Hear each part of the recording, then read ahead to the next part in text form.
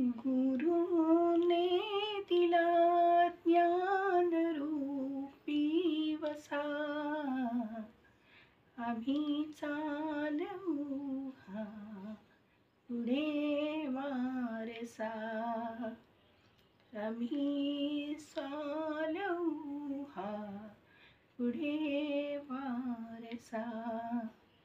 गुरुने दिला ज्ञान रूपी वसा,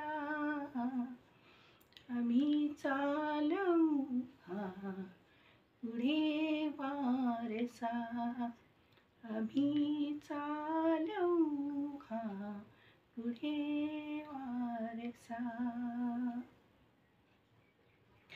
नमस्कार सर्वांना. श्री स्वामी समर्थ.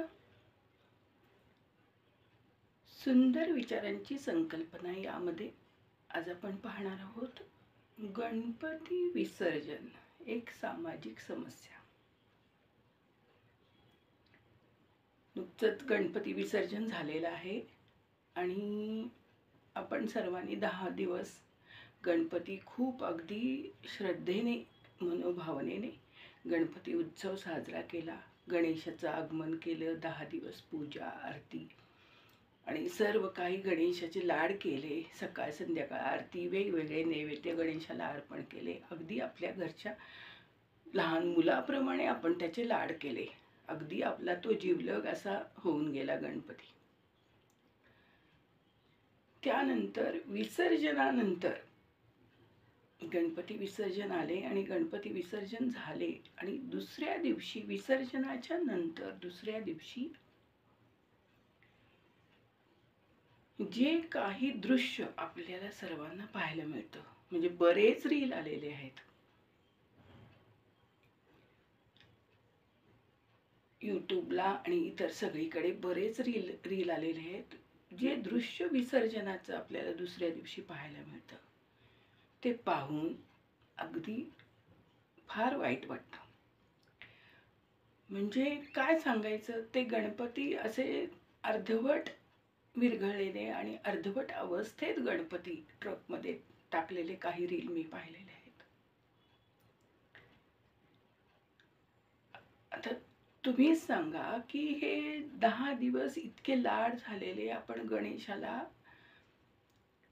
अगदी सत्य स्वरूपात बघतो 10 दिवस, आणि गणपती आपण त्याचं खूप साजरं संगीत उत्सव पार पाडतो आणि खूप लाड करतो. अशा गणेशाची विसर्जन झाल्यानंतर तीच मूर्ती या अवस्थेत आपल्याला दिसते, ते बघून फार वाईट वाटते. आणि ही परिस्थिती कुठेतरी बदलायला हवी आहे. ही कुठेतरी चेंजेस व्हायला हवेत. आणि शिवाय पर्यावरणाचं देखील पर्यावरणामध्ये देखील बिघाड होतो. मग हे चित्र जे आहे ते कुठेतरी बदललं गेलं पाहिजे हे चित्र, असं मला तरी असं वाटतं. त्यामुळे मी आज ह्याच्यावरती मला लवकरच व्हिडिओ करायचा होता, पण मला काही कारणास्तव मला जमलं नाही हा व्हिडिओ लवकर करायला. पण ज्या वेळेस मी हे गणपती विसर्जनाचे अर्धवट गणपती विरघळलेले आणि रील पाहिले त्यावेळेस मला खूपच वाईट वाटलं. आपण सर्वांनी मिळून ही जर सामाजिक समस्या ही जर आपण सर्वांनी मिळून यात बदल केला तर खूपच चांगलं होईल.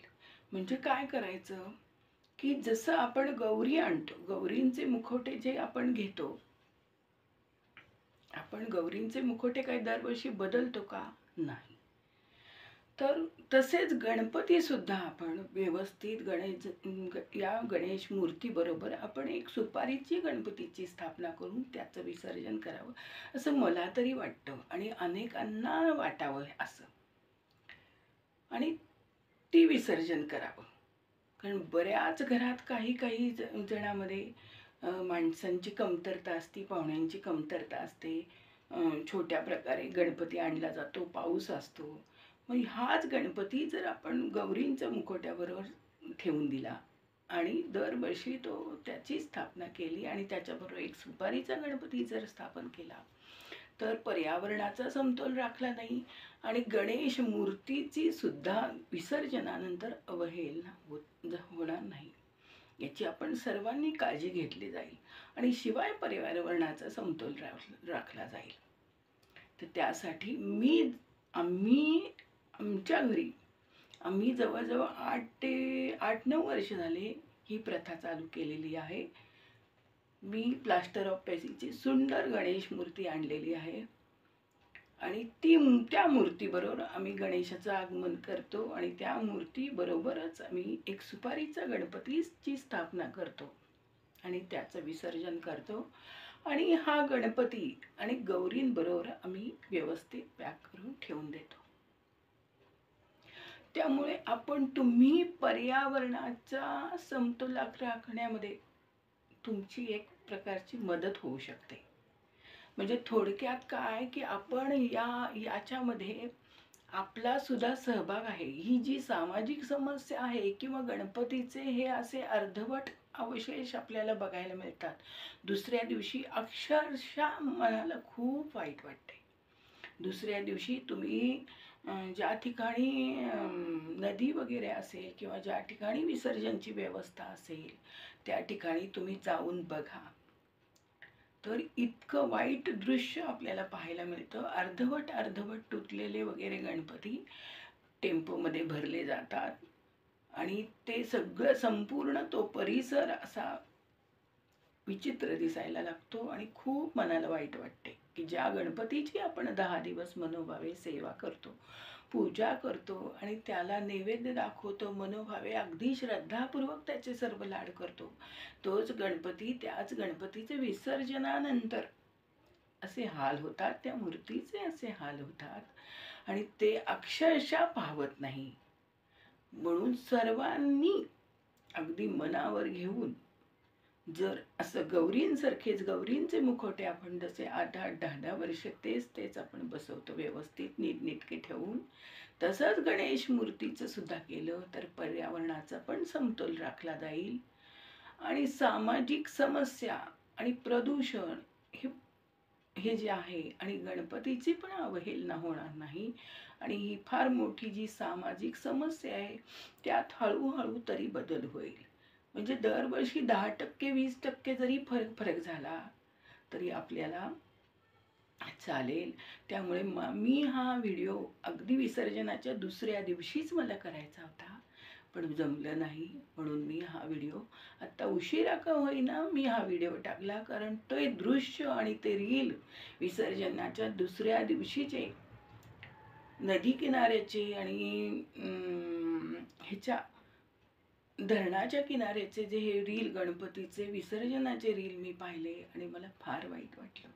त्यामुळे सर्वांना माझी नम्र विनंती आहे की जर तुम्ही गौरींच्या मुखवट्यासारखेच गणपतीचं सुद्धा सुपारीच्या गणपतीचं स्थापना करून ते विसर्जन केलं आणि गणेश मूर्ती सुद्धा तुमच्या घरामध्ये नीट व्यवस्थित ठेवली तर पर्यावरणाचा समतोल राखला जाईल आणि ही जी मोठी सामाजिक समस्या आहे, विशेष करून आपल्या महाराष्ट्रात हा प्रकार जास्त घडतोय, तर ही सामाजिक समस्या हळूहळू का होईना कमी होत जाईल. त्यामुळे माझा हा व्हिडिओ नक्की आवडल्यास लाईक करा, शेअर करा आणि चॅनलला सबस्क्राईब करा, कारण ही महत्त्वाची समस्या मला फार वाईट वाटलं आणि हे रील तुम्ही जरी पाहाल तर तुम्हाला सुद्धा ते गणेश मूर्तीची अवस्था बघून वाईट वाटेल. म्हणून मी हा व्हिडिओ केला आहे आणि यावर नक्की विचार करा आणि असेच गणपती गौरींच्या मुखवट्यासारखेच गणपती सुद्धा पॅकिंग करून ठेवा, म्हणजे ही सामाजिक समस्या काही कालांतराने का होईना हळूहळू कमी होईल. श्री स्वामी समर्थ. जय जय स्वामी समर्थ.